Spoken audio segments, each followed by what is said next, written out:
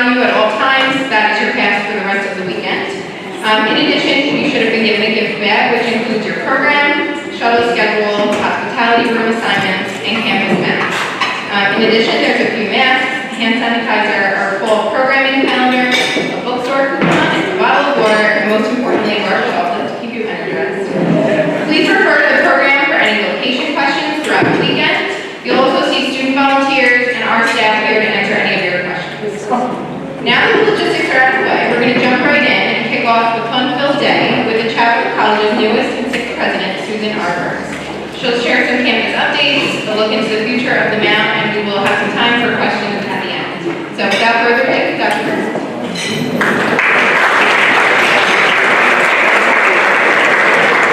Good morning. It is so wonderful to see you all here together and in person, and it's spectacular to see these smiling faces.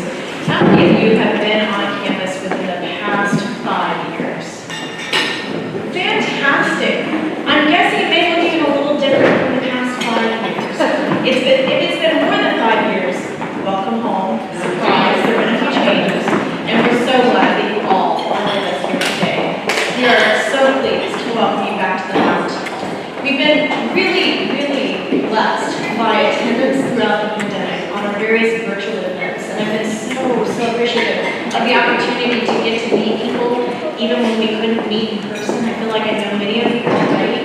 Please be patient with me as I'm learning things. I can't wait to get to know you all, know you by name, and recognize you immediately. You look a little different in person than on the screen, and someone said to me last night, you're shorter than I thought you were. Yeah, and I'm wearing heels. So good to meet you in person. For those of you who have enjoyed those virtual events, there are things that we can take away from the pandemic. And one of the things that we can take away from the pandemic is we can come together near and far. And so those of you who have enjoyed those virtual events, please rest assured that we're going to continue to do virtual events as well as in-person events into the future. But we are just so very happy to have you here today. And in this time together this morning, I'm happy to provide you with some updates, some wonderful things happening at the Mount, and let you know how things are going at what I call, and I hope you will call, the right place on the river. During my interview process, people kept saying, oh, we're such a hidden gem. We're such a hidden gem, and we are. We need no longer to be hidden. We need to not be the hidden gem on the hudson. We need to be the right place on the river. And people think of the spectacular learning experiences that occur at this place, the friendship, the bonds, the community. We need to think of the College of Mount St. Vincent. And so, as you came into campus, I hope you noticed those new banners along Riverdale and throughout the campus. And you'll see some of those campus banners say, right place on the river. And that's very intentional because we want people to know when they come on our campus, they're in the right place. I'm going to have time at the end for questions, and so if you have questions, make sure you follow them and hold on to them, and we'll answer those questions at the end. So I'm going to start by talking a little bit about the pandemic. I know that we're done talking about it, right? We want this thing to be done. But I want to let you know how we have weathered this time together during the pandemic, and how we have responded as a community to the challenges, the ongoing challenges of the pandemic. Unlike many other colleges and universities, the College of Mount St. Vincent returned fully in person, so again, fully in person for learning in the fall of 2020. Think about that timing. So the Mount was only remote for a brief period of time and came back knowing that for our students, being together was the best way for them to learn. And so this community committed to health and safety in significant ways. And although it didn't look like or necessarily feel like normal during that time period, you'd be so proud, so incredibly proud and pleased to know that it was still the Mount. It was absolutely still the Mount. Student-centered, academically excellent, learning with faculty, staff, and administrators committed to student success through that challenging time period. When I arrived in January of 2021, I was so pleased to see that our community was living its Vincentian and Centonian values, whereby we were committed to respecting the human dignity of others by the phrase that I used, mask up, wash up, back up, to take care of this community. And people did and continue to take care of our own health and safety and being mindful of the health and safety of others.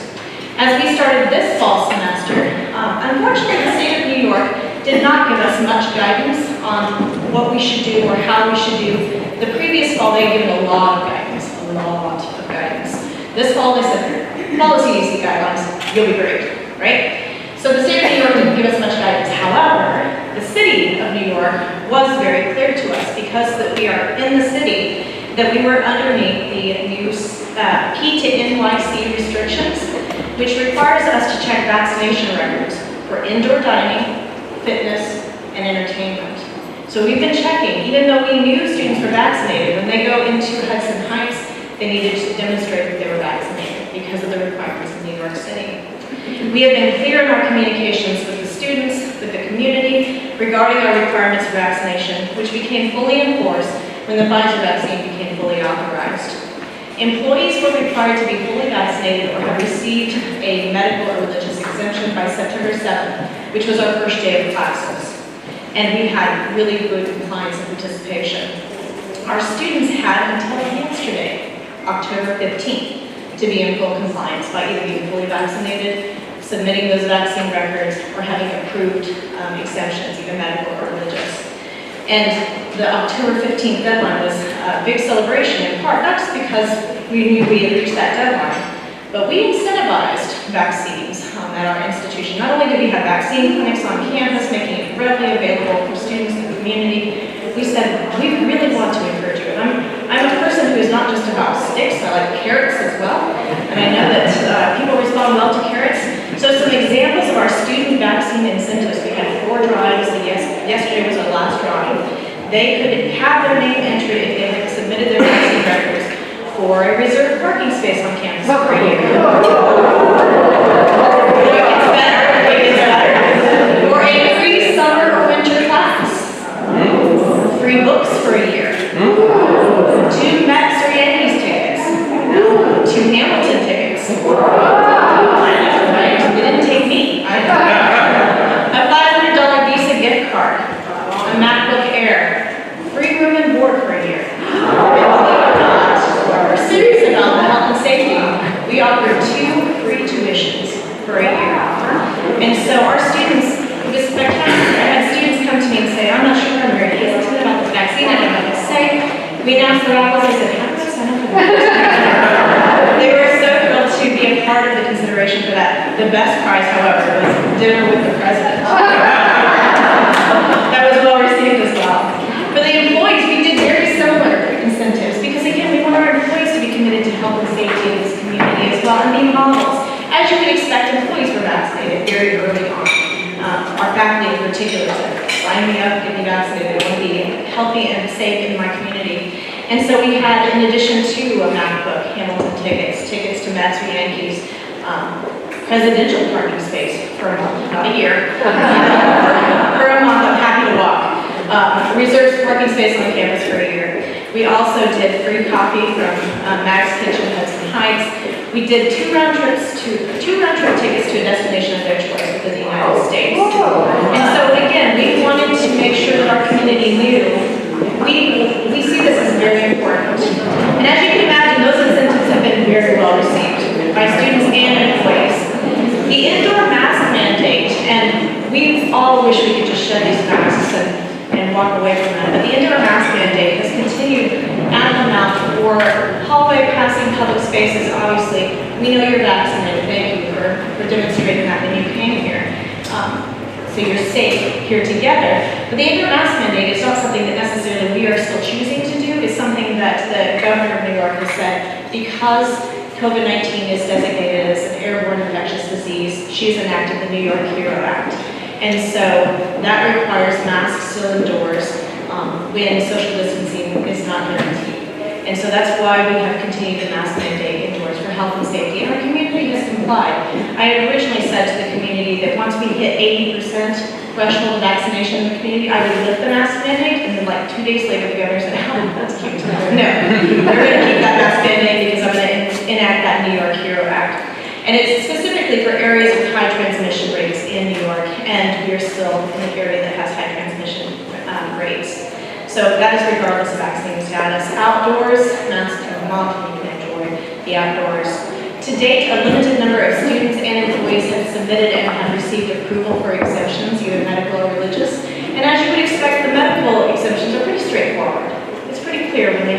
doctors know the documents that they are unable to be safely vaccinated. The religious exemptions are a little bit more complicated, but I am so proud that our Human Resources Department for employees and our Student Affairs Department for students have been reviewing those and working hard to make sure that we're consistent and clear in our expectations. For students, if they receive either a medical or a religious exemption, they have to sign a form that they state they understand that by having this exemption, it could affect their studies. So, for example, if you're a nursing student and you're exempt, you probably aren't going to be able to go to clinical settings because clinics are saying you must be vaccinated. And so the students to be exempt must sign a form saying that they understand the consequences of having that exemption. Prior to the beginning of the semester, our faculty worked very diligently with Provost Lynn Giovanni to figure out how they're going to manage absences for the fall semester. Last academic year, you can imagine, students were in quarantine, out of quarantine, in isolation, out of isolation, and our faculty were so spectacular in responding to that and really trying to continue to support student learning by offering remote-in options, so students, if they were out of class but in their dorm room or in their home in quarantine, they could remote into the classroom. This semester, we've decided that we don't want that remote option anymore because we know our vaccination rates are quite good. And so the faculty have agreed to be very flexible in that if a student submits, not to the faculty member, but to our advising center, a positive COVID test or has to go out to be tested, the faculty say we'll work together to figure out how you're going to make up that missed work. And so I'm so very pleased to share with you that as of yesterday, we are at about 95% fully vaccinated on this campus.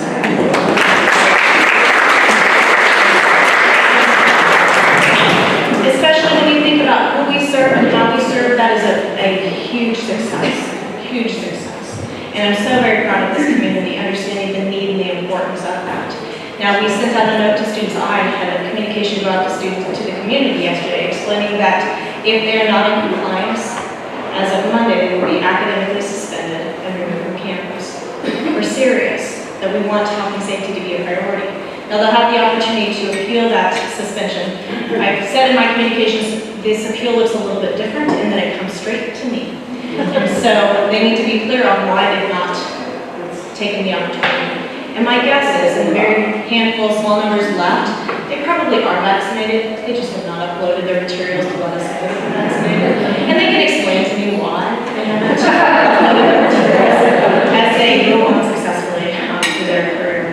So finally, with regard to the pandemic, Phil Stern, our athletic director, and I've been constant and really clear communication with regard to how athletics would proceed for this fall semester. And our Skyline Conference, kind of like the state of New York, didn't give a whole lot of guidance. They basically said each institution in the conference could make its own decisions about vaccines and testing and so forth. We just needed to be clear about it. I am pleased that the athletic directors have been in really good communication with each other to establish the expectations for athletics, for our student-athlete participation this semester and this year. And for us, we decided that consistent with our campus expectations, student-athletes must be vaccinated to participate in athletics this full year, not just the fall semester, the full year. We further decided that we would only travel to campuses where they are requiring vaccination as well. And most of them have come along to that. They didn't start there, but most of them have come along to that. And we welcome only teams who are fully vaccinated to our campus. Our spectators, we have a lot of spectators, but you can imagine there are parents who are thrilled to be able to watch their students in their competition. Spectators are also required to be vaccinated to attend athletic events. And if the events are indoors, they must be wearing masks for that New York Hero Act compliance. So that's my talk about the pandemic. I'm going to move away from the pandemic. If you have questions, again, hold them and we'll get them at the end. But I cannot express to you how incredibly blessed I felt walking into this community in January when, I think my first meeting that day was a meeting about how we're responding to the spring semester. And I said, okay, what's the plan? And although they were waiting for me to give the plan, because I think they were waiting for me to see what my style was, they had a plan.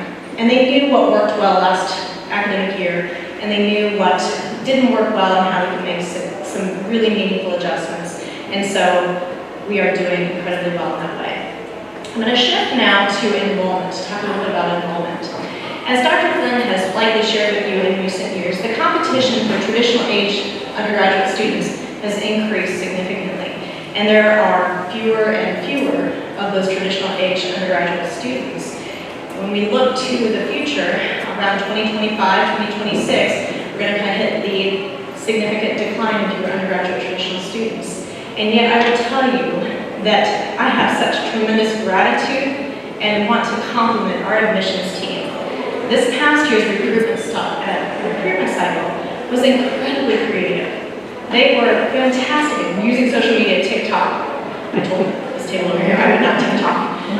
Using social media, using virtual engagements, using opportunities for students, prospective students, their families, to have sessions with financial aid in English and Spanish, to integrate into the community in a virtual way. It was really important and meaningful. They were able to start some in-person recruitment activities, admissions activities, this past spring semester into the summer, and we just had an admissions open house event last weekend as well. Just as we will continue to do virtual engagement for our alumni, we will continue to do virtual engagements for our students as well, prospective students, because we found that there are students in parts of the country who may not be able to quick hop on a plane and get here, who are still very interested in the map, and why wouldn't we meet them where they are? And so we will continue those opportunities. As we look at our enrollments for the fall semester, annually on October 15th, so just yesterday, we take a snapshot of the enrollment data, and as you can imagine, we're still doing the analyses. Yesterday was a busy day. We're still doing those analyses to make sure that we know exactly where we landed for the fall semester. But broadly, I'd like to give you enrollment updates that include kind of a mixed set of results for this year. But I want you to know the overall news is good news for the Mount, especially considering the challenges that have been experienced by so many colleges and universities, and especially given the pandemic. When considering the number of students overall enrolled in the Mount, we are at an all-time high. We have more than 2,900 students enrolled in the Mount, and I would say absolutely it is.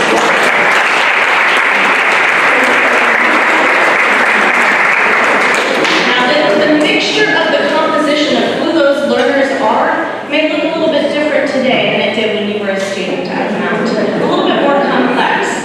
And so when we look first at the traditional undergraduate body, looking at our new first-year students, or traditional new first-time, full-time students, our numbers were slightly under budget than what we expected. But we kind of expected that, given what we were seeing in the admission cycle and what we were hearing from other colleges and universities. You can imagine these students are coming out of high school out of a very strange kind of end of high school experience, and many of them are saying, I'm not sure if I want to do college yet. And so we don't think that they're necessarily lost, but our numbers were slightly lower for that incoming first-year students. However, our retention and return of students who had been at the Mount to return to the Mount was better than we anticipated. And so we're pleased to say that through the work of this community, we continue to engage students. They knew that returning to the Mount was an important thing for them to do. Our number of transfer students who had been at other colleges and universities, transferring to the Mount was higher than expected, which is good news, because that transfer market is going to continue to be a market that we need to be mindful of. Our accelerated nursing student cohort, for both here in Riverdale, we have a location in Queens that we use for clinical and lab as well, we're both above budget. And rest assured, we're all pleased that people still want to be nurses. And those of you who are nurses, thank you, thank you, thank you. We still have students that accelerated nursing degrees, a second degree. Those students had already completed a first baccalaureate degree and are transitioning to a new career. Our graduate numbers are higher than expected as well. We also have strong enrollments in what we call our enterprise partnerships. So students who are completing undergraduate and graduate degrees with the Mount that may not set foot on campus because they're in different locations or they're doing study online. Those enrollments were above budget, stronger than expected, and ahead of last year. Perhaps the most exciting news that we have in enrollment is that we had 2 new unbudgeted previously enrollment opportunities that have helped kind of fill in the gap of that slightly lower first-year student number. These examples include, specifically, it is never a good day when another small college closes. Let me just start there. But Concordia College, New York closed this past spring semester, and we were designated as the teach-out institution for the accelerated adult degree pathway. And so we welcomed approximately 40 new students into the Mount who are adult learners who want to complete a degree to move on in success in their life, and they chose the Mount, when they have a lot of other options. And so that was very exciting. And so we've got those students here this semester. We also had another opportunity. We work with a firm that's called King's Education that helps us do international recruitment. And you can imagine, again, during a pandemic, international recruitment was just a little bit odd. However, we are expecting a cohort of students from Panama coming in November, and they will stay with us until mid-April, doing English language learning on our campus and at the right place on the river. And so we're pleased that that was an opportunity that we didn't know about, that is, again, helping us fill in some of those gaps. We expect our traditional undergraduate number, again, to continue to be challenged, given the challenge in that market, but I am confident because we are so well known for what we do, you are a representation of that beautiful education that we offer traditional undergraduate students. And so we will continue to have success in those areas, but we'll continue to have a diverse portfolio of learners, to welcome learners when and where they need us at the institution. So I'm going to move from enrollment to finance next, because those two work very closely hand in hand at a tuition-driven institution.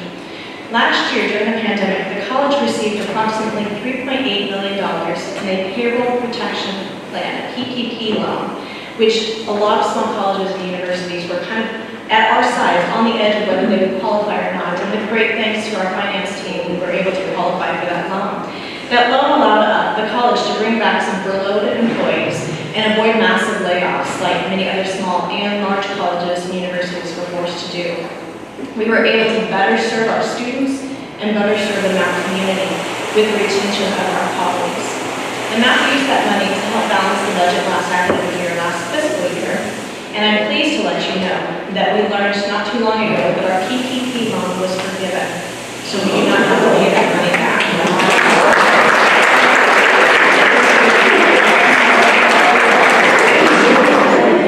So you may have heard in the news that colleges and universities and many different organizations have received federal relief to help those institutions weather this pandemic. In total, our community, our Mount community, has received from all of the different there's been 3 federal relief packages that have helped colleges and universities. In total, has received about $11 million, half of which is designated to students. Absolutely, that is one of the processes. The money for students, and we have actually gone beyond some of the funding that the federal aid was to help students who have had financial hardship. As you can imagine, has been significantly important in the retention of our students. So many of these students' families have experienced financial hardship because of the pandemic that they had to ask themselves the question of, do I go to class or do I get a job to help out my friends? And these federal relief funds have helped them stay in school, help offset some of their balances, and able to appeal for additional financial assistance as well. So they have had a significant effect on retention. They will continue to have a significant effect on retention, in part because the last distribution, we are able to expand the timeline for use of those funds into 2023. And so we've not just given it all away, we are pacing the distribution of those funds in such a way that we know that the pandemic will continue to have effect on these learners. Additionally, we've been able to use the institutional support portion of those federal relief funds for lost revenue, which allows our budget to continue to remain on track. So overall, you should be, again, very pleased and proud to know that the college is in a very financially strong place, which together with our overall enrollment success has given me the confidence this year to support an across-the-board salary increase and continued restoration of matching funds to our 403B for eligible employees. It was the first across-the-board increase in several years. And so because of our success, we are able to invest back into the community, which is so important, so incredibly important. So that's enough about finance. Let's talk about academics. We're going to move into the academic section of my updates. With the kickoff of this academic year, we turned our full attention towards our institutional self-study for the Middle States Commission on Higher Education Reaccreditation process. How many of you have heard of the Middle States Reaccreditation process? It's fun. Everybody loves it. Our self-study framework that we put together last academic year was approved by Middle States this past May and the last spring semester. And our working groups are already underway, and they're working on gathering information and evidence to document the different ways in which the amount meets the requirements of accreditation. This process will be a full community engagement. I'm certain there might be some alum opportunity to engage with Middle States when they want to do their site visit next academic year, because we're going to take this year to plan. This process is really very important for two reasons. There are lots of reasons, but two reasons I want to share with you. First, accreditation communicates to our internal and external constituents that we meet the expected and necessary standards of quality across multiple standards. It's not just academic, it's financial, it's enrollment, it's mission, it's values, it's strategic plan, it's all of those different things. And we're able to document that we meet those standards.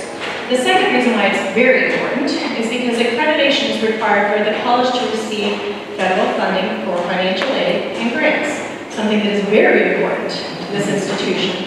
So this process, this community engagement is very, very important. The College of Mount St. Vincent has been regionally accredited for 100+ years, and I'm confident that we will have a successful reaccreditation visit when we have that next academic year. So Middle States, everybody loves them.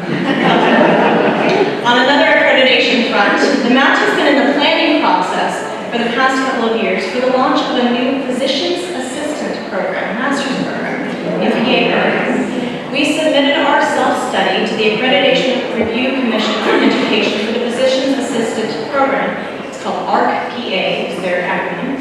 And we just had this past Monday and Tuesday our site visit. I'm going to say site visit because it was virtual. Thank you, pandemic. I'm not sure if that was a thank you or not, because believe it or not, we actually had recordings walking around on campus to show this beautiful place. We'd love for them to have been here. This happened on October 11th and 12th. Provost Bongiovanni and I are so very pleased with the work that has been done in preparation for this new program at the Mount. And we are absolutely certain that our review will be successful, given the work of the team that we've hired to make sure that we've done this really good job. Our original plan was for a cohort of 40 students, 40 master students for physician's assistants. But because of the significant work of our clinical outreach team and our director of the PA program, we have been able to increase that size to 55 students for the initial cohort and cohorts that follow that. That's significant. That's absolutely significant. Which we anticipate having no problem filling because those PA programs are in hot demand, very hot demand. The launch of this program will mean that the Mount will have the first and only PA program registered in the Bronx, and we're intending on starting in fall of 2022. So it's an excellent, excellent experience that we're looking forward to doing. Yes, absolutely.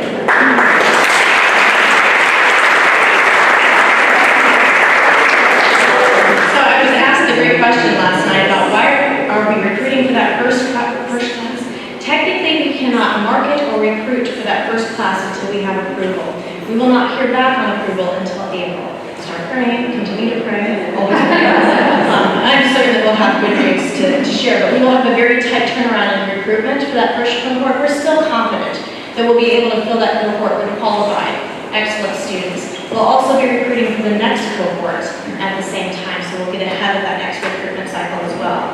And so the PA faculty director and cohorts, the staff will work very closely with admissions to make sure that we're bringing in excellent students. 3 other academic updates that I want to share with you are what I would consider moving into implementation planning at this point. All of these are mission-aligned opportunities to grow the reach of this excellent education from the College of Mount St. Vincent. First, we recently entered a relationship with an organization that allows us to adapt and expand our accelerated nursing program to offer, in addition to our in-person learning, a hybrid path for these students. So what a hybrid path means for an accelerated nursing student is that they would take theory portions of courses online in really rich, enhanced, quality online learning. And of course, all clinical and lab will be done in person. There's a great need for that in the students who are returning to a second degree to have some flexibility, and there's great interest in that opportunity. We will continue the option for in-person learning, but we'll be able to supplement that with this hybrid approach. We were also pleased to, with this organization, start working on an advanced standing accelerated nursing degree pathway, meaning that students who have not completed a first degree, those perhaps adult learners who have some college and no degree, who have not found their way yet to the Mount will want to come to the Mount to be nurses. And so we will have an accelerated advanced standing path for those nurses as well. We were pleased to welcome back to the Mount Dr. Susan Apel as our Dean of Nursing. Dr. Apel is working right now with this new organization to make sure that we are, again, continuing to be a high-quality, mission-centered, and excellent nursing curriculum. She's working with them to make sure that we're ensuring the necessary regulatory requirements to launch this new opportunity as well. Once we have those regulatory pieces in place, we will move forward with other implementation processes, such as the instructional design component, to make sure that we're doing those excellent online experiences, working with marketing and admissions to recruit for that new pathway, and review our IT structures to make sure, again, that we have the support necessary to add this enhanced learning opportunity. The next new kind of pathway in which we are, again, welcoming students. I mentioned that we are the institution for Teach-Out for Concordia Adults, Accelerated Adult Pathway. Over the summer, we hired Dr. Amy Heath as the Director of Adult Education. Amy held that position at Concordia, and she is a fantastic addition to the College of Mount St. Vincent. So in addition to supporting the logistics of the teach-out of those 40 students who come to the Mount for their degree completion, Amy's been working very closely with Provost Bongiovanni to put forward applications to the State of New York's Education Department for the Mount to move forward in offering these accelerated degree options post-teach-out, as well as applications to offer these opportunities in both hybrid and online, in addition to the in-person format. The teach-out programs include an associate's degree in liberal arts, which is similar to the Mount's associate degree, Bachelor of Arts degrees in behavioral sciences, business administration, healthcare administration, and health studies. These degrees are a nice complement to the array of programs that we already offer at the Mount, and we're certain that they're going to be a strong springboard for those adult learners looking for flexible pathways to complete their degrees. So I'm pleased that Dr. Heath has joined us and we have made good progress already. The last academic update that I want to share with you, again, with Concordia College New York closing, we also have been in extensive conversations with Concordia Conservatory, which is a conservatory that offers lessons and ensemble engagement and all kinds of different opportunities for students at Concordia, but also in the community. They have been in the process of separating legally as a separate institution so that they could retain their fundraising funds that they had garnered to continue to offer those opportunities. But they're interested in being tied to an institution with this town success. And so they have been serving the Lower Westchester community for years. And based upon those conversations and potential collaborations that we have found together, we were looking to serve that Lower Westchester and Riverdale community. And I'm pleased to share with you that we're in process of preparing for the launch of the College of Mount St. Vincent Conservatory. This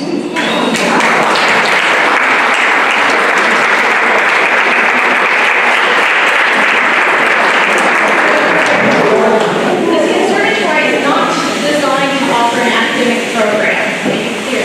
What it's designed to do is offer avocational private lessons for students, courses, and ensemble opportunities for experiences for our current Mount students and future Mount students. But it additionally will house a community school, which will welcome from children to adults to the College of Mount St. Vincent, the right place on the river, for experiences in music, be it lessons, be it opportunities to be in ensembles, in performances, and so forth. And so we've recently hired Keith Krendler with a joint appointment as an instructor of music and also the College of Mount St. Vincent Conservatory Director. Keith has already started working very closely with internal and external members of the community to bring music back to the Mount. So happy.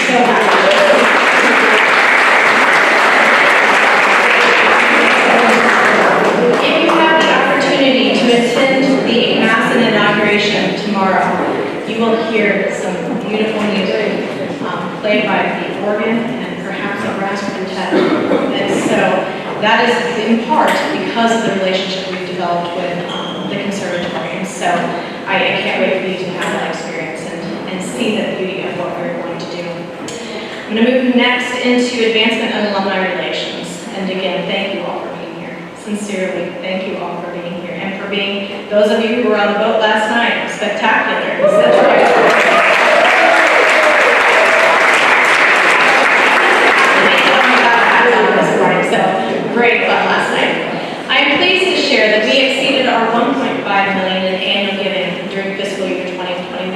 exceeded $1.5 million in annual giving during fiscal 2021. And that is with thanks to many of your contributions to the Trustees Alumni and Friends Challenge Grant. Thank you. Thank you for helping with that success.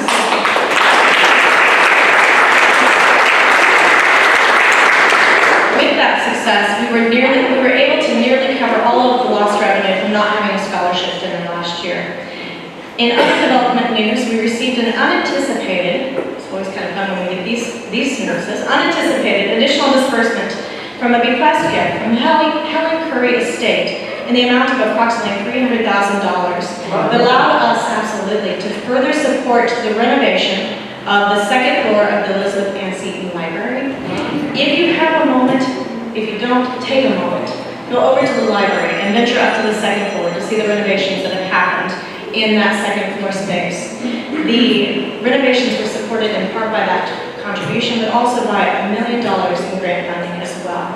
We recently received news that we were awarded approximately $200,000 in a National Science Foundation grant to support the implementation of a model recitation period to support STEM student development and scientific literacy skills in chemistry, a collaborative effort between our chemistry faculty and our education department to support those literacy skills in STEM, and so we're pleased and proud of the faculty for that.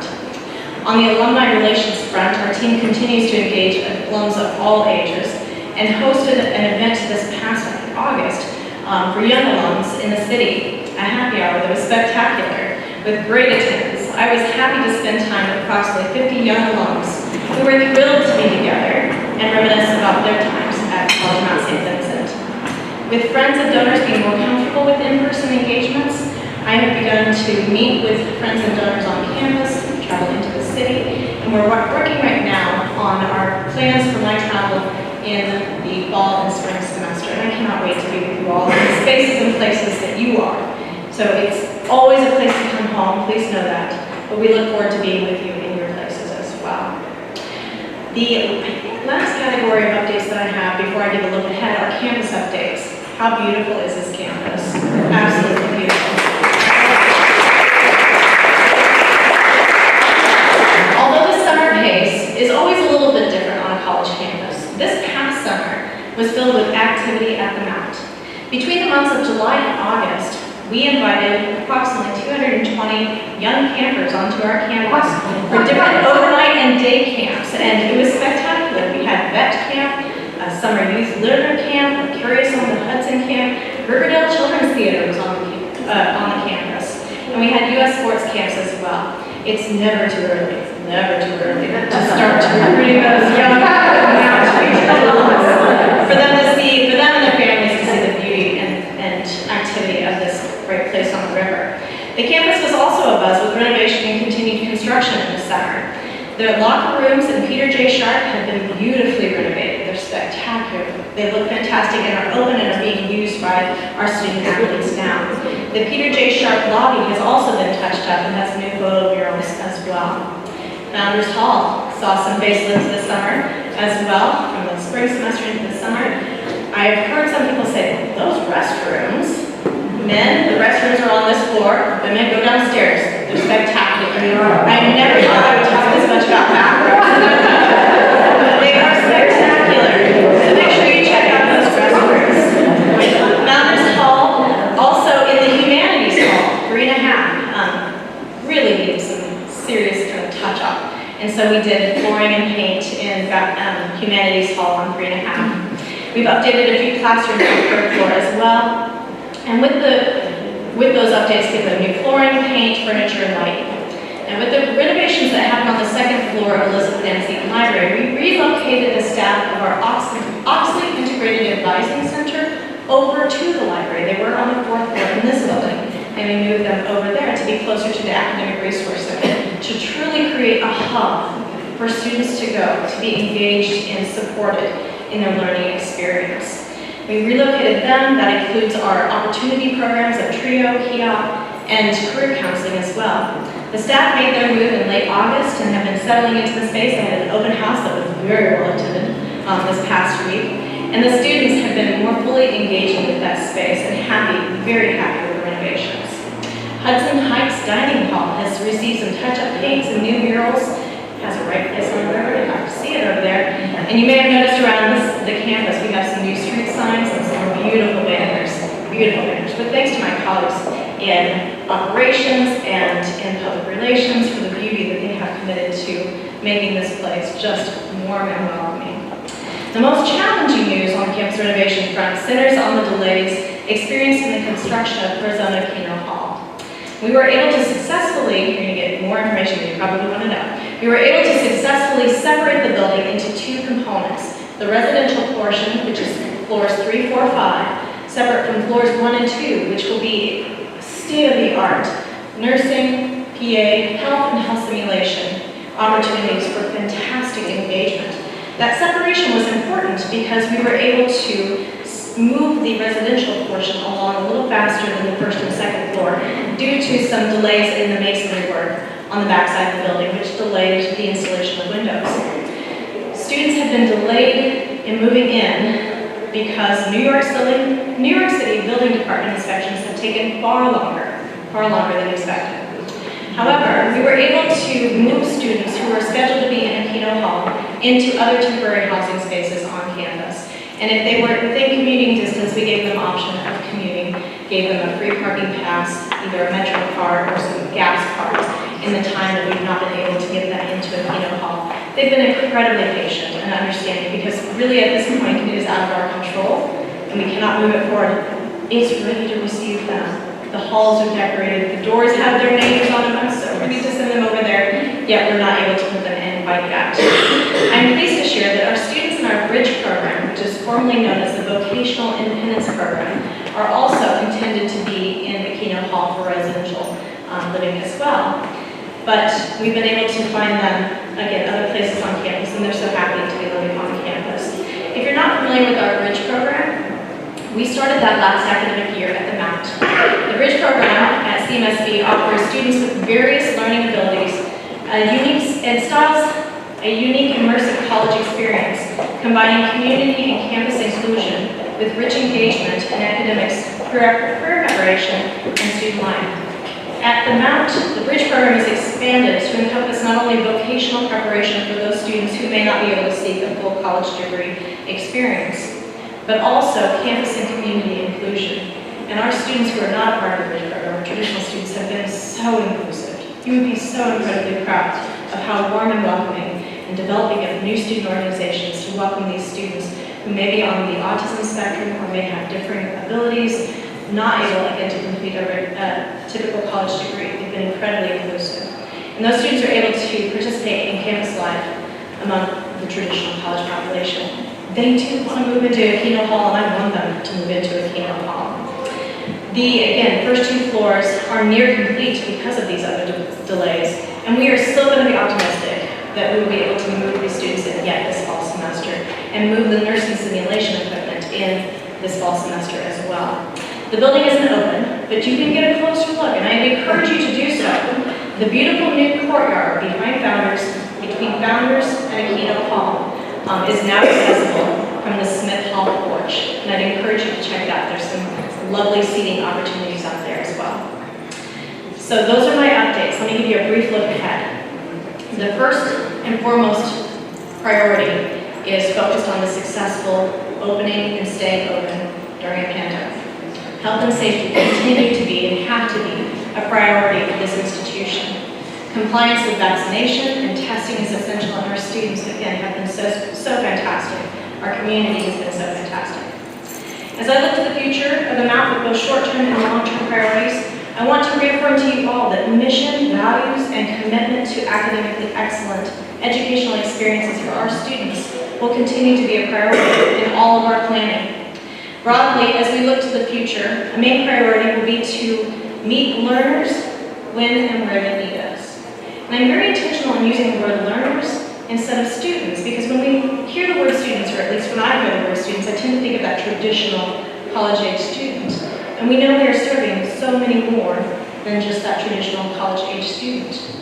I've said to many that our tagline of All Dreams Welcome is more than just a tagline. It's an expression of how we live and learn at the Mount. That will continue, and in many ways expand to broaden who we we serve and how we serve. We will continue to serve that traditional undergraduate population so very well, and we will continue to expand our graduate and adult degree options. We want to be a place not only where all dreams are welcome, but the right place on the river for all learners seeking high-quality educational experiences and to expand opportunities for their future. Another priority in the brief look ahead is to continue to build and rebuild, in some instances, connections with potential partners for expanding the Mount's reach and access.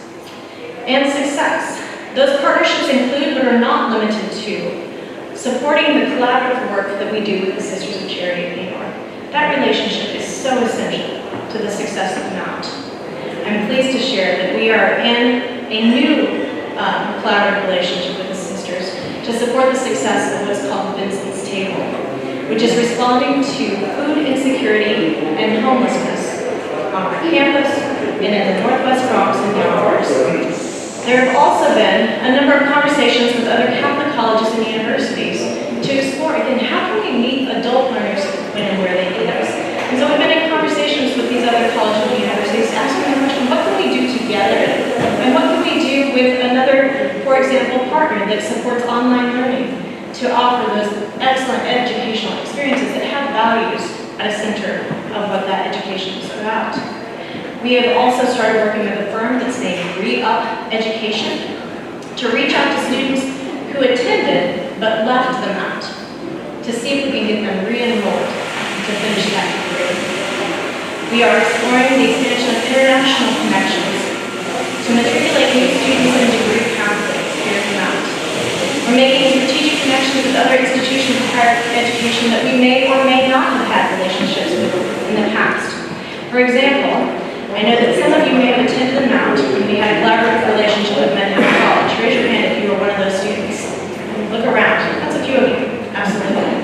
Now, whereas I'm not looking to reinstate exactly what was done before, that relationship that existed before, I am pleased to share with you Manhattan College's president, Brennan O'Donnell, and I have met at a wonderful meeting and have asked the question of how can we move forward together in support of mutual benefit for our students, and how can we honor what has been the past, including we're working on putting together a joint alumni event. And so if you were a student who had that experience, perhaps connected to a Manhattan alumni, perhaps a Manhattan College alumnus here, stay tuned because we look forward to it. Again, how can we move forward with success, separate, but in places where there might be opportunity together. Finally, with thanks for your attentive listening, very much thank you to these updates. I hope that you reconnect with the Mount this weekend, that you'll think about attending the celebration of the College of Mount St. Vincent by attending my installation mass and inauguration tomorrow. This community celebration is an opportunity to continue to tell the story of this amazing place, to recognize, value, and tell the world about the Mount's mission, values, and meaningful impact, to tell the story for those people who are able to attend in person and to watch online, because it will live stream as well. Thank you, pandemic, I guess. I am delighted to have the opportunity to serve with such wonderful people as the 6th president of the College of Mount St. Vincent, to build on the legacy of leadership of the past, to work closely with alums such as yourself, and celebrate the past 175 years and our bright future forward. Thank you so very much.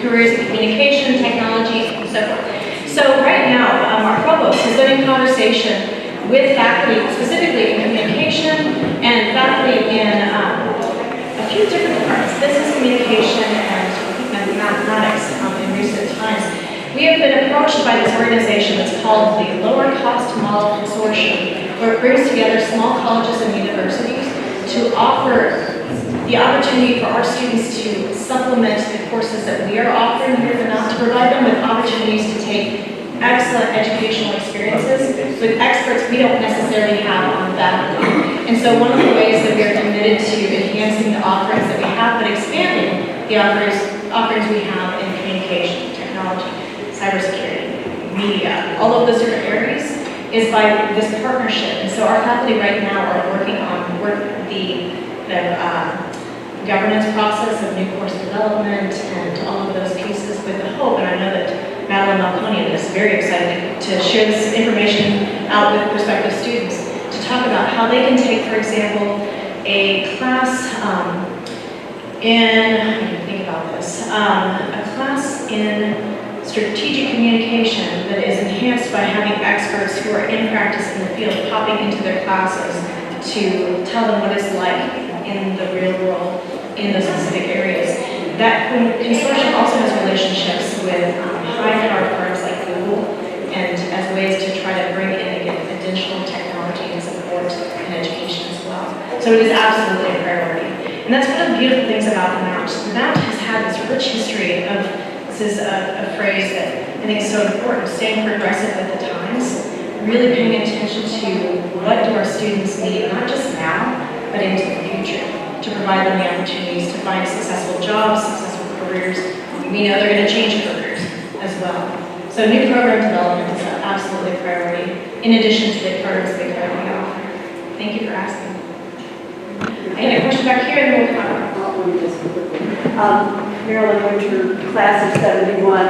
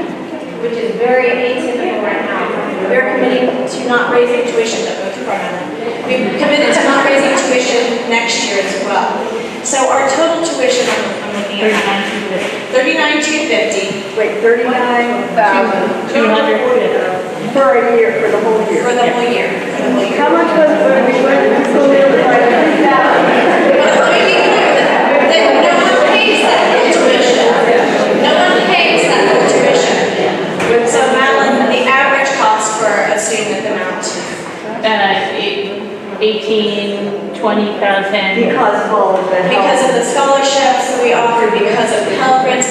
If you contact your local legislature, double Pell, we are trying to advocate for the increasing of Pell Grants for our students. Many of our students qualify for Pell Grants. So through federal aid, through state aid, through the scholarships we offer, because of the generosity of so many of you who give to scholarships, we are able to reduce that cost. And I will tell you, I've got 2 kids in college. One who's graduating. College is expensive, really expensive. And the Mount has really worked very hard to make sure that it's still affordable. What students don't often know is that they'll choose a state school because they think it's cheaper. But what they don't know is they often don't graduate in 4 years if they choose a state school. and they often get lost in the system and end up spending more going to a state school than coming to the Mount.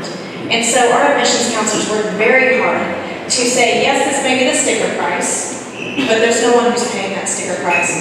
And you might say, well, then why do you have a sticker price? That's important, because part of what the perception of the experience is if we just dropped it to that actual cost, they'd say, well, is it worth what that money is? And my goodness, I worked hard in high school, why don't I get a scholarship?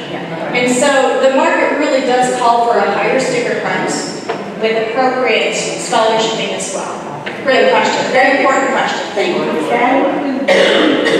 Did that include boarding? No, boarding is in addition to that. Now our total boarding costs $12,000. $12,000. But I will say, per year, for room and board. I will say, we just did a significant study, we do this annually, but did a significant study of where our room and boarding costs are compared to local and regional competitors, both private and state. And we are towards the bottom of costs. Really very affordable. And so as we're holding tuition set from the last 2 years into next year, we are increasing our room and board sled. Food has increased in cost. I don't know if you've noticed that as well. And we do believe that, again, what we offer on this campus has great value. And so we're not moving up to the top of the pack, for sure, but we are moving up a little bit closer to the middle of the pack for room and board expenses. Yes? A question about internships. Do you have a range of internships? Yeah, absolutely, absolutely. We've got she asked about internships. Our students have such spectacular opportunities for internships in all of the disciplines that we offer. And I love to think about how blessed we are that we see not just the city as a classroom, but really our region as a classroom. An extension of taking the theory they've learned in their class and take it out into the application. Our Oxley Integrated Advising Center does a wonderful job working with local regional employers to offer those opportunities to students on campus, and we've had great success. Some majors require internships, others do not, but all students are encouraged to have that experience. I'm Johanna, athletic college, in the class of 70, and the last question about internships touched on my concern about what the college does to guide students along the way, and what you do to help them get jobs on graduation. That's a great question. Again, what do we do as a college to guide students along the way and help them get jobs post-graduation? The Mount is so incredibly unique.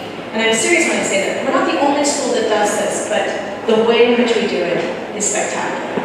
So when students come to the College of Mount St. Vincent, they not only get a faculty advisor right out of the gate, a person who is committed to working with first-year students, they also get a professional advisor who is going to walk with them in that journey. Those professional advisors help them select classes, they help them do those kind of logistic type things, but the people they go to when they say, I'm not sure how to make a payment plan, I'm not sure who I need to go to talk about financially. Those Oxley Integrated Advisors are professional advisors who, in addition to the faculty, walk with them. They also do career counseling in that Oxley Integrated Advising Center as well. And we also have opportunities like our Mountain Mentors program, where again, many alums and friends of the college step in to support opportunities for mentoring during their time at the Mount. And then once they declare their major, they transition from their first-year advisor to an advisor within their major. And so they have so many points of contact who really sincerely care about their success and make connections for them as they look to that, not just that first job, but those future jobs and careers post-Mount. Thank you for asking. Yes? Yes, with regard to the PA program, it's generally that's called as a graduate degree. Yes. So it's coming out for people who already have bachelor's degrees. Correct. So she asked about the PA program. It's a graduate degree for people who have already completed their undergraduate degree or completed a degree. Now, if they completed a degree, I'm going to pick on English. Let's say they completed a degree in English. They would have to have prerequisite courses that we can also help them offer to get them ready to go to the PA program. It's very competitive, a very competitive program. And we're working on, once we again get our accreditation, working on pathways to the PA program for undergraduates come to the Mount, so they can path towards. So they have the right. Absolutely. Great question. Thank you. Yes, Madam. So you told me I academics, and you talked about money, and you talked about different things as far as connections into the community. What about social life? What is available for students in social life? Yeah, that's a great question. What about social life at the mountain? I'm sure none of you had any fun back there. I don't know, people on the boat, I'm sure you had all that fun while you were here. No, absolutely. We have so many student organizations, and we have so many activities on this campus. What's interesting about our demography is that about 55% of our students live on campus. So we have a strong residential community. And we have, again, those commuters as well. The commuters, many of them take public transportation or take shuttles. We have shuttles that take students across the Bronx to different locations and drop off. We have students who have cars.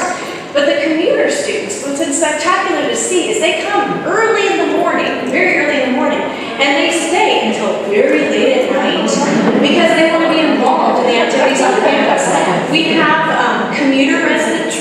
We have people who support commuters, kind of like an RA would support a residential student. So we have various ways to engage those commuters on campus as well. And we've found recently with the renovation of the library that our commuter students are finding spaces and places that they love to hang out in the library too. I actually just had a student ask me this past week, can it just be 24/7? Can the library be 24/7? I said, are you going to study that much? Maybe not study that much, but part of the social life is meeting up in the library as well. So there are all kinds of activities. And what our student affairs staff do fantastically as well is they take students off campus as well, connected to the city. They take them into the community to find opportunities for fun in the city as well. So all kinds of activities. Yes? Let's all look around a little bit to class of 1971. The Mount has always been known in New York City, in Westchester, and throughout the region for preparing excellent teachers. Yes.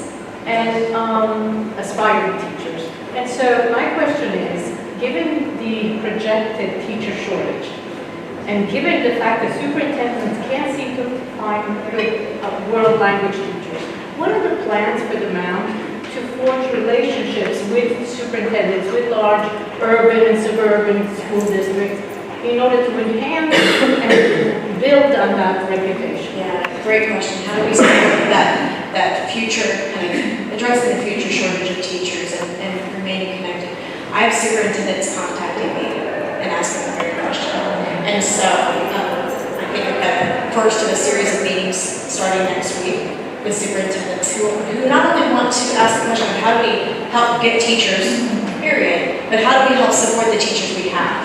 And so asking the question of what kinds of educational experiences are you offering at the Mount that for those practicing teachers. And what I've said to my colleagues in teacher education, I've said to the provost, is that it doesn't just need to be credit-bearing learning experiences. We can work very closely with school districts to say, what do you need more professional development on?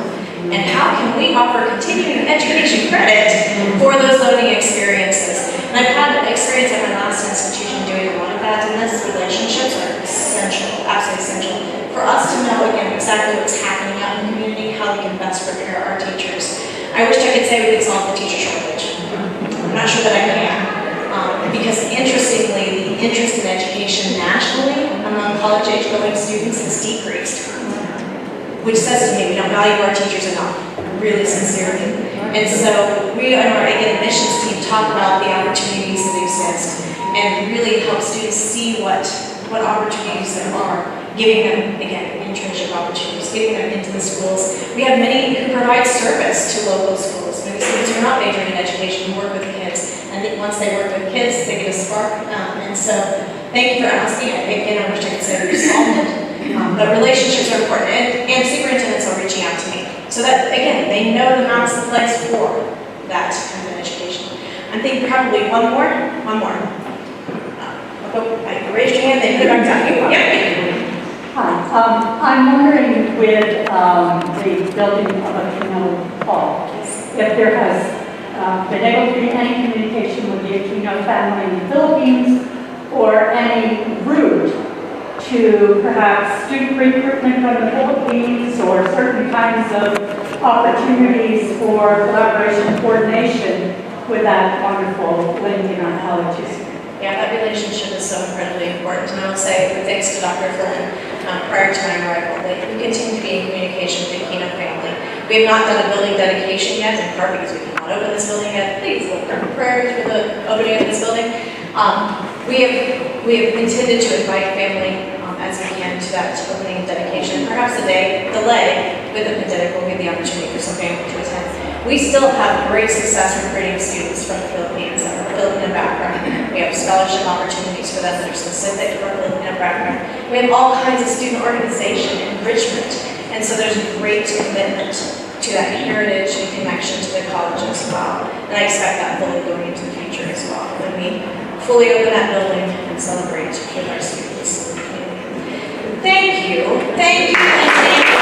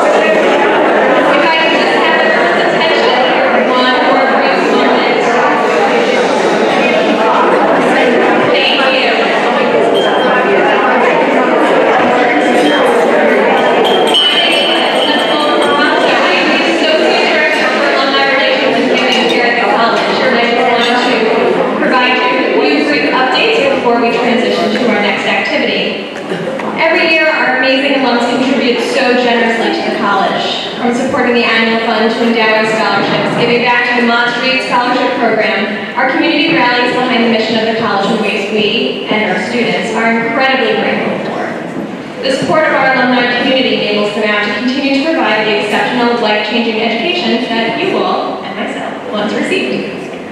Times may have changed since we were students, but one thing remains the same: the transformative experience that CMFC provides regardless of financial needs.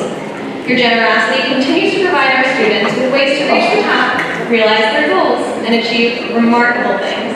And for that, we thank you. The classes ending in 0, 1, 5, and 6 showed up strong this year, even amidst the pandemic. We are thrilled to announce that the class of 1961 was at the top with an astounding $125,425 raised by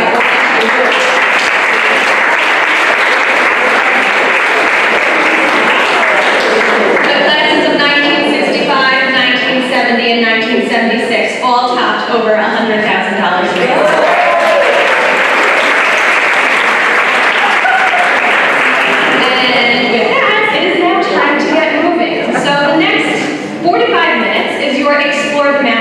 And there are a few things that you can take advantage of during this hour.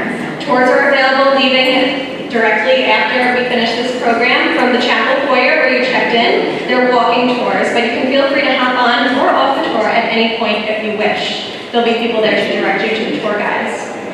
Many of you so graciously donated toiletry items today. Thank you very much for those. And it's now time to build blessing bags. You can head to Campus Ministry, which is downstairs in Crossroads. There'll be people there to direct you to build blessing bags. And these will be given to the homeless community during the future midnight run or supplied to the business table. You may head to the Homecoming Festival in Maryland parking lot and enjoy rides, games, as well as cheer on the men's soccer team. You can use your coupon at the campus bookstore that's located on the first floor of this building. And lastly, if you are in the classes of 1950 to 1981, this is important. The white and gold luncheon will begin promptly at 1 p.m. in Smith Hall on the second floor of this building. If you are in the classes of 1985 to 2001, the barbecue that you may have registered